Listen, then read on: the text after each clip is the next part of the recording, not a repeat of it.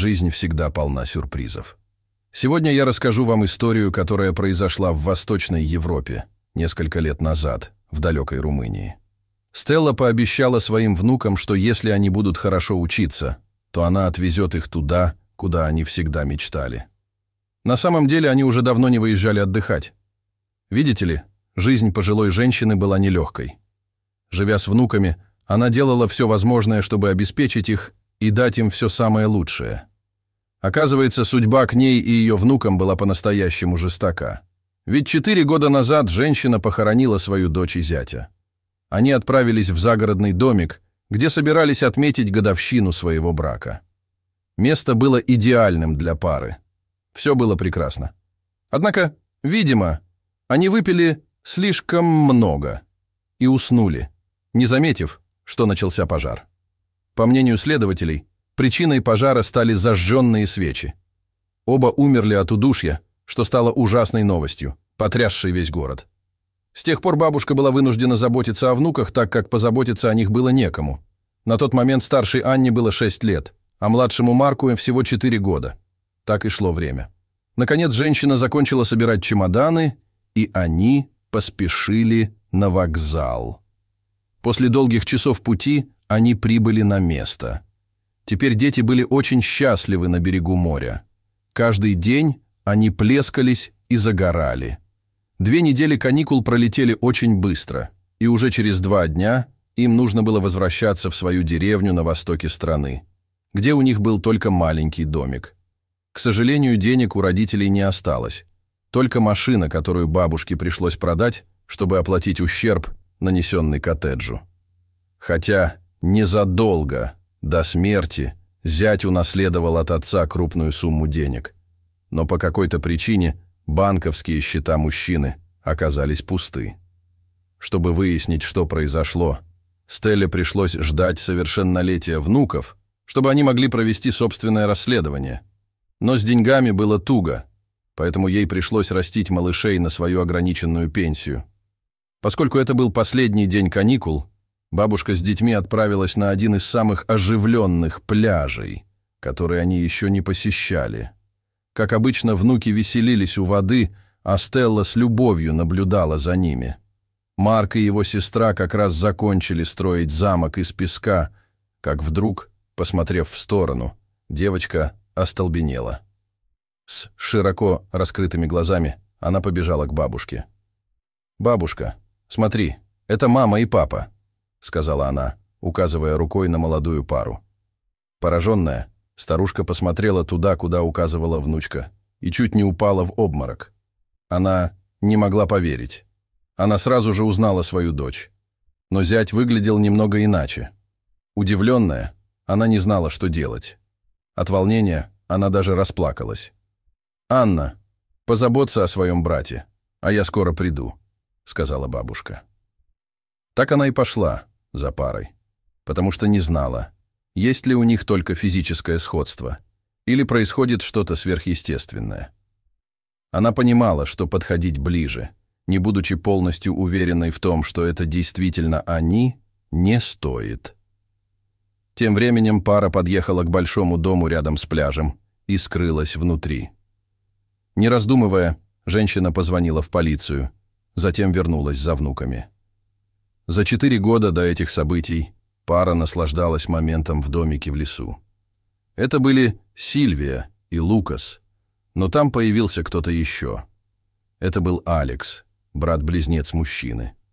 Алекс был освобожден из тюрьмы, где провел несколько лет своей жизни. С юных лет он связался с плохими людьми и в итоге оказался за решеткой, сведя в могилу свою мать, о которой не так много беспокоился. Таким образом, отец, который был бизнесменом, оставил все свои деньги второму сыну. Лукас был полной противоположностью своему брату. Даже трудно было поверить, что они родственники. В отличие от Алекса, у Лукаса не было абсолютно никаких вредных привычек. Он с отличием окончил школу и колледж, устроился на работу в деревню, заведующим несколькими фермерскими полями. Там он познакомился со своей будущей женой, Сильвией, работающей на сборе овощей. Конечно, для женщины Лукас был не тем мужчиной, которого она искала. Но для будущих детей он был отличным вариантом. Ведь он обладал огромным потенциалом и наверняка добьется больших успехов в жизни. Кроме того, в свои юные годы он уже управлял несколькими фермами.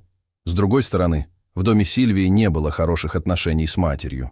Хотя та и пыталась наставить ее на правильный путь, давая мудрые советы и давая образование, девушка игнорировала ее и лишь безумно желала самостоятельной жизни вдали от своего дома. Она была поистине бунтаркой. Лукас смотрел на нее, и ее красота действительно завораживала его. Она была очень стройной и красивой. Лукас приносил ей цветы каждый день, писал ей стихи и делал бесконечные подарки, чтобы порадовать ее. Он действительно был заботливым джентльменом. В один прекрасный день она сдалась. Конечно, не потому, что влюбилась в него, а потому, что обнаружила, что у парня очень большая квартира, где она наконец-то смогла спрятаться от маминых советов. Через несколько месяцев молодые люди поженились. Госпожа Стелла была невероятно счастлива, считая, что ее дочь наконец-то одумалась и стала более ответственной. Зять ей очень нравился, он был очень образованным человеком, и теперь казалось, что жизнь пойдет так, как она мечтала. Конечно, Сильвия начала жить как никогда раньше. Она покупала платья, встречалась с изысканными людьми, купила новую машину, и она очень хорошо вела себя с мужем. Более того, она подарила ему 2 замечательных детей. Она была ответственной и порядочной женой, пока не появился брат Лукаса. Жизнь Алекса в тюрьме была не очень хорошей, и когда он вышел, он узнал, что его отец умер, оставив бизнес и свои сбережения Лукасу. Поэтому он отправился к брату, чтобы поделить имущество. Открыв дверь, Сильвия была просто ошеломлена. В двери стояло изображение ее мужа, только более подтянутое. Такой парень ей нравился больше, чем зануда вроде Лукаса. Не спрашивая разрешения, Алекс вошел в дом и заговорил. «Здравствуй, дорогая. Ты, должно быть, жена моего брата. Думаю, ты удивлена нашим сходством. Неужели он никогда не рассказывал тебе обо мне? Не бойся. Мы просто близнецы», — сказал мужчина. Конечно, Алекс был бунтарем, и женщине это определенно нравилось. Такое поведение завораживало ее, и она сама не понимала, почему. Проговорив несколько минут, она оказалась в объятиях мужчины и даже забыла, что с минуты на минуту должен прийти муж. Однако в минуту приличия, а может быть из-за страха быть обнаруженной, женщина поняла, что поступает неправильно, и решила выгнать Алекса из дома. После всего случившегося Алекс передумал встречаться с братом. Теперь его интерес был сосредоточен на женщине. Однажды он снова отправился в их дом. «Знаешь, Сильвия, я не думал, что ты сможешь так быстро проникнуть в мою голову. Я увидел твои чудесные глаза и губы. Я понял, что ты – девушка моей мечты. Но такое сокровище принадлежит моему брату-дураку. Разве это справедливо?» – сказал мужчина. «Но что ты предлагаешь?» «Чтобы я развелась с Лукасом?» «Ни за что. Я останусь совсем без гроша. Его отец оставил ему достаточно денег. Он положил их в банк и хочет купить особняк для нас. Наконец-то я покину этот грязный город», – ответила женщина, наливая себе бокал вина. Услышав ее слова, Алексу в голову пришел изощренный план. Понимаете, он не был влюблен в Сильвию, но одержимость ею и жажда мести брату, которого он винил в своей неудачной жизни, заставили его предложить женщине ужасную идею. И она согласилась, даже не подумав о своих детях. Однажды днем Сильвия попросила мужа поехать в домик, который она сняла у озера в лесу, чтобы отметить годовщину свадьбы. Они отправились туда, оставив детей с бабушкой. Лукас был очень счастлив, ведь они с женой давно не были вместе на природе. Но если бы он только знал, что это последние минуты его жизни, он бы не был так счастлив.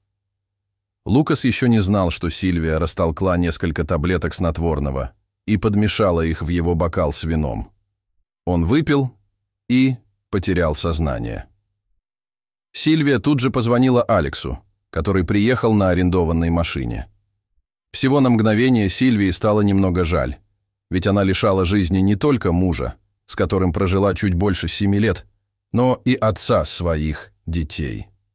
Но веселые слова любовника утешили женщину. Вскоре после этого мужчина достал из багажника автомобиля тело женщины. Эта жертва была уличной пьяницей, у которой были отношения с Алексом в городе.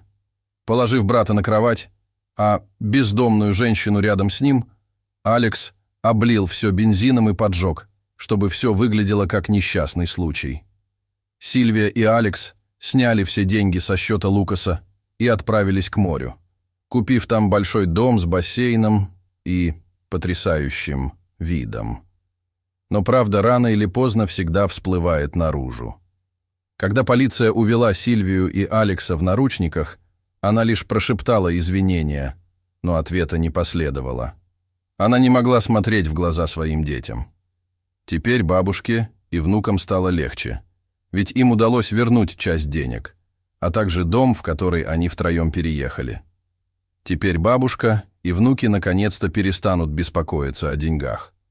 Сильвия и Алекс во всем признались и были приговорены к пожизненному заключению.